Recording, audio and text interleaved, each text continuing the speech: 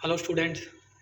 आज हम बात करेंगे इशू ऑफ डिबेंचर के बारे में। जैसा कि आपने पिछले वीडियो के अंदर आपने इशू ऑफ डिबेंचर के बारे में सीखा था कि एट पार पे, एट प्रीमियम पे, एट डिस्काउंट पे किस तरीके से डिबेंचर का निर्गमन किया जाता है, इशू किया जाता है।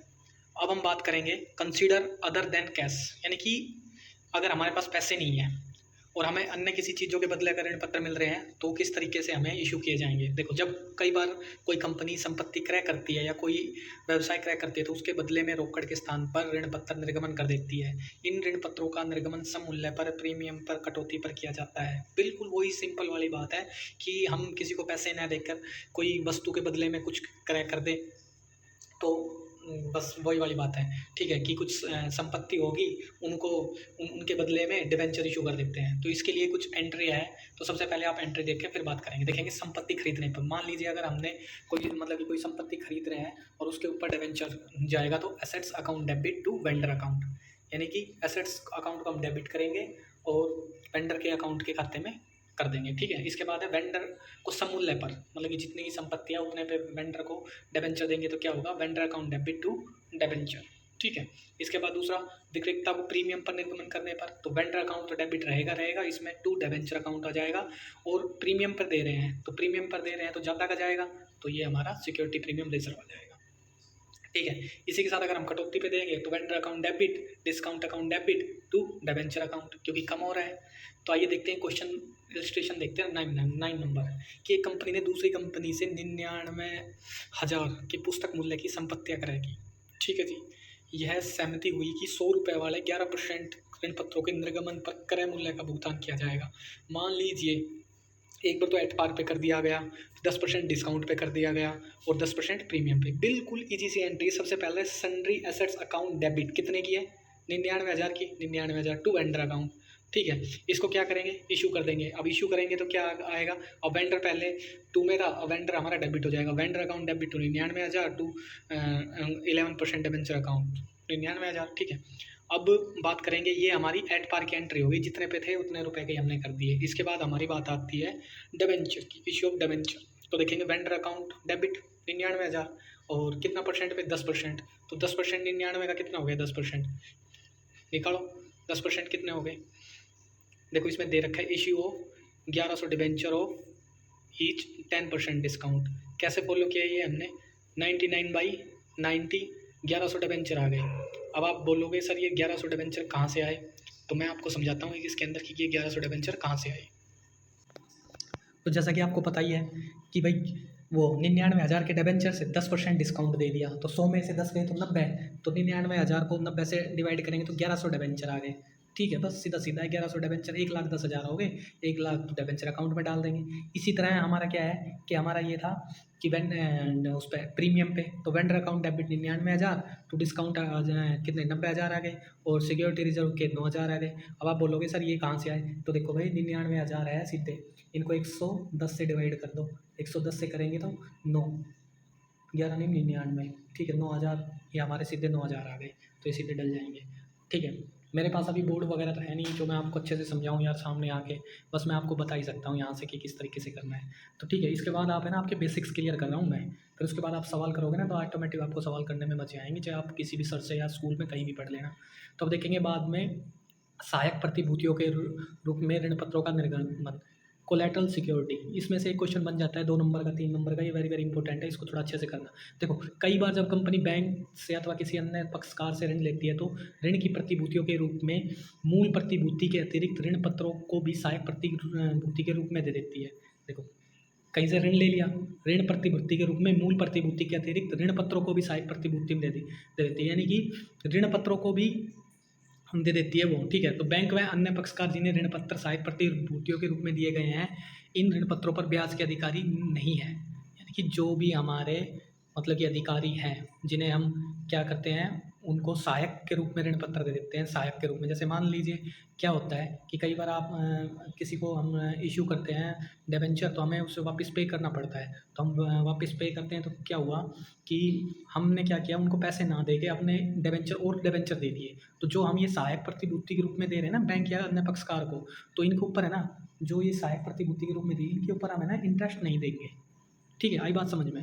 वह तो केवल अपने मूल ऋण पर ही ब्याज के अधिकारी होंगे, मतलब जितना उन्होंने मूल ऋण दे रखा है ना, जो उन्होंने पैसे दे रखे बस उन्हीं के ऊपर ब्याज के अधिकारी होंगे।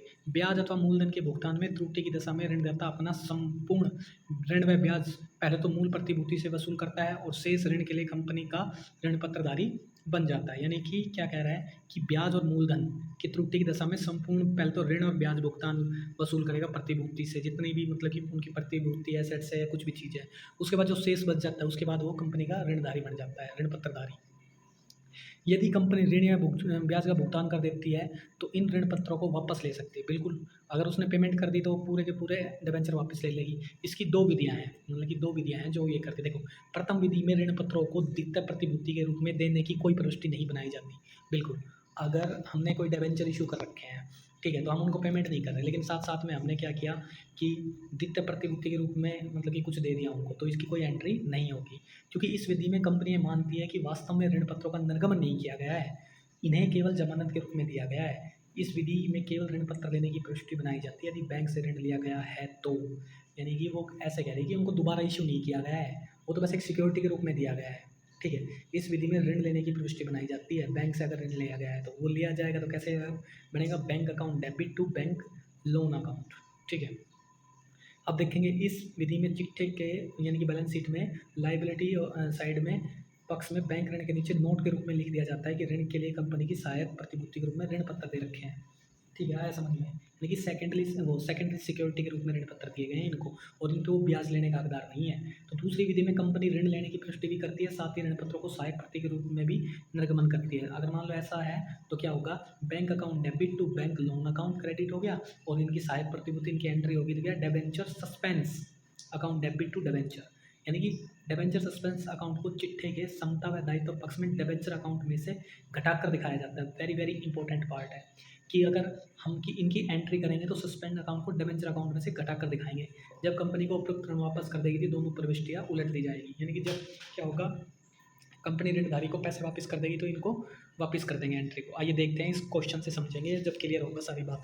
1 अप्रैल 2011 को एक कंपनी ने 8 लाख रुपए के 12% ऋण पत्र अदत है, यानी कि आउटस्टैंडिंग है 1 अप्रैल 2011 को।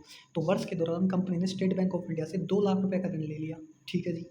तो जिसके लिए कंपनी ने 3 लाख के ऋण पत्र बैंक के पास सहायक प्रतिभूति के रूप में रख दिए। आई बात समझ में, 2 लाख रुपए का ऋण लिया और 3 लाख रुपए की उनको ऋण पत्र जारी कर दिया।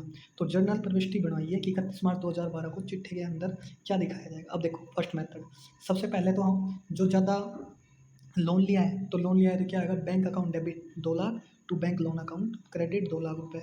इसके नीचे लिख देंगे loan taken bank 3 lakh debenture deposit of collateral security, ठीक है। ये आ चुका है, ये पेपर 2014 में, तो इसको वेरी वेरी इंपॉर्टेंट इसलिए बताया मैंने।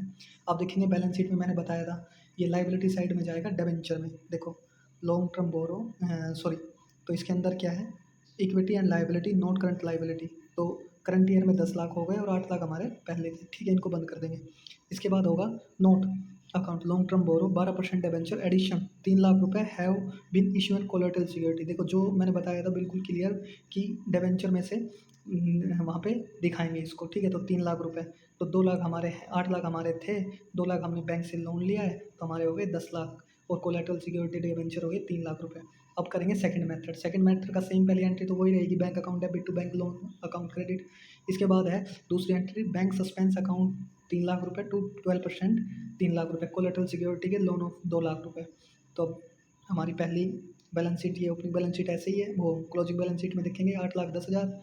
अब मैंने आपको बताया था ये घट कर दिखाए जाएंगे। तो डिबेंचर अकाउंट 11 लाख रुपए हो गई। अब आप बोलोगे सर 11 कहाँ से हो गए, तो भाई साहब आप देखो कितने थे, 8 लाख रुपए, 3 लाख रुपए के हमने उनको ऋण पत्र इशू कर दिए। पहले 8 लाख थे हमारे पास, 8 लाख रुपए के ऋण पत्र इशू कर रखे थे, 3 लाख को बैंक और दे दिए, टोटल कितने हुए 11 लाख। तो 11 लाख में से less debenture suspense account 3 lakh रुपए लोन के घटा देंगे तो हमारे पास कितने आ जाएंगे, 8 लाख रुपए आ जाएंगे। तो 8 लाख ये है ही, और बैंक लोन हमारा 2 लाख रुपए का, सीधा सीधा 10 लाख रुपए। बहुत ईजी मेथड है, इसको थोड़ा सा समझो, मैं ऐसे कह रहा हूँ बिल्कुल समझ में आ जाएगा। ये देखो मैं दोबारा समझा देता हूँ, जब कोई कंपनी बैंक या किसी अन्य पक्षकार से ऋण लेती है तो ऋण की प्रतिभूति के रूप में मूल प्रतिभूति के अतिरिक्त ऋण पत्रों को भी सहायक प्रति दे देती है। यानी कि वो सिक्योरिटी के रूप में कुछ दे तो रही है, उसके साथ साथ क्या करती है, डिबेंचर और दे देती है साथ के साथ। कि भाई ये हमारे डिबेंचर भी ले लो, लेकिन वो क्या बैंक में अन्य पक्षकार जिन्हें ऋण पत्र प्रतिभूति के रूप में दिए गए इन पर ब्याज पाने के अधिकारी नहीं होते, लेकिन उस पर ब्याज नहीं दिया जाएगा। आई बात समझ में? देखो, जब कंपनी बैंक या किसी अन्य पक्षकार से ऋण लेते हैं तो ऋण की प्रतिभूति के रूप में मूल प्रतिभूति के अतिरिक्त यानी कि जो उसने सिक्योरिटी दी है उसके साथ साथ डिबेंचर भी दे देती है, और इन डिबेंचरों के ऊपर वो रेट ऑफ इंटरेस्ट पाने का अधिकारी नहीं होता है, बस वो एक सिक्योरिटी के रूप में दिया गया है। तो आशा करता हूँ आप इनको समझिए, बहुत अच्छे से समझोगे एक एक चीज़ को। ठीक है, धन्यवाद, गुड नाइट।